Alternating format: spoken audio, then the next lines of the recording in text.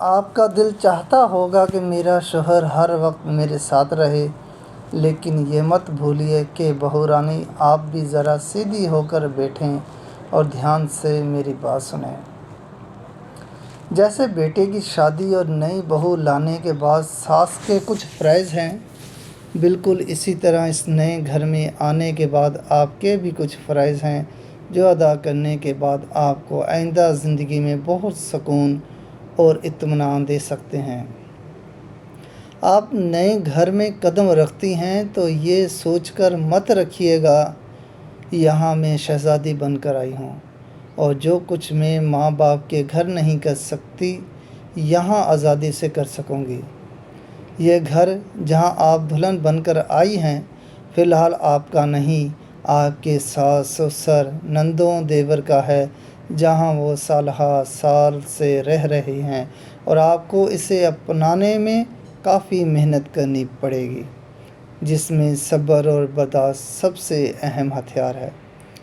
شادی کے ابتدائی دن بہت یادگار ہوتے ہیں۔ میاں بیوی ہم وقت ساتھ رہنا چاہتے ہیں، گھومنا پھرنا، دعوتیں، دنیا جہاں کی باتیں کرتے وقت کا پتہ بھی نہیں چلتا۔ سب آنے والی کے لاڈ اٹھاتے ہیں۔ یہاں پر دلہن رانی کو یہ بات بالکل نہیں بھولنی چاہیے کہ یہ خاطر مدار صرف چند دن کی ہے۔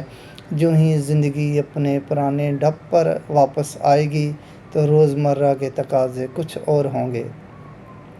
چلیے شادی کے 15 دن آرام کر لیا، تھوڑے ہیں؟ اچھا 1 ماہ آرام کر لیا اور اس کے بعد اس سپنے سے جاگ جائیں جو آپ رسالوں ڈائجسٹوں میں پڑھ کر آئی ہیں۔ سب سے پہلے تو سیل فون کو سائڈ پر رکھیں۔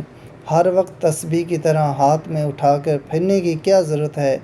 اگر آپ کی نند اور دیور ایسا کرتے ہیں تو کرنے دیجیے، ان کا کیا، کسی کو نظر نہیں آئے گا۔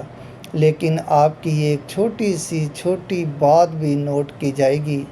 میاں کے کام تو شاید آپ ہنسی خوشی کر لیتی ہوں گی، مگر اب گھر کے کاموں کی بھی باری ہے۔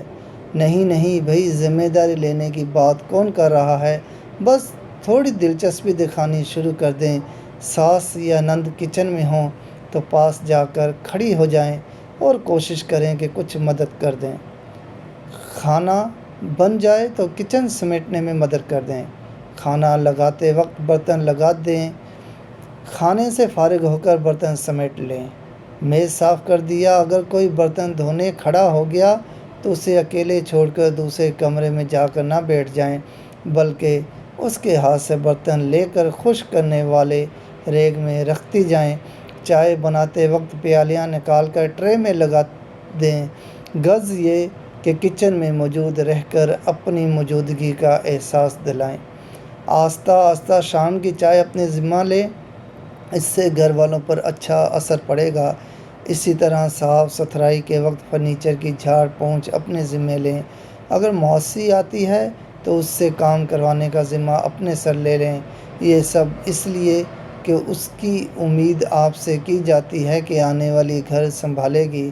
اس میں کوئی برائی بھی نہیں اور نہ ہی کوئی غلط بات ہے۔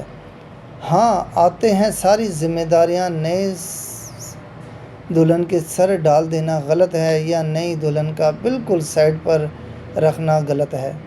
اب آتے ہیں رویوں کی طرف۔ ایک ماں اپنے بیٹے کے بارے میں بہت حساس ہوتی ہے، اس لیے اس سے 25-26 سال ہر وقت اپنے ساتھ اپنے پاس دیکھا ہوتا ہے۔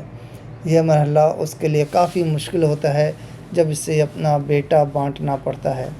نئی دلہن ہونے کے ناطے یقیناً آپ کا دل چاہتا ہوگا کہ میرا میاں ہر وقت میرے ساتھ رہے، لیکن یہ مت بھولیے وہ بیٹا بھی ہے اور بھائی بھی۔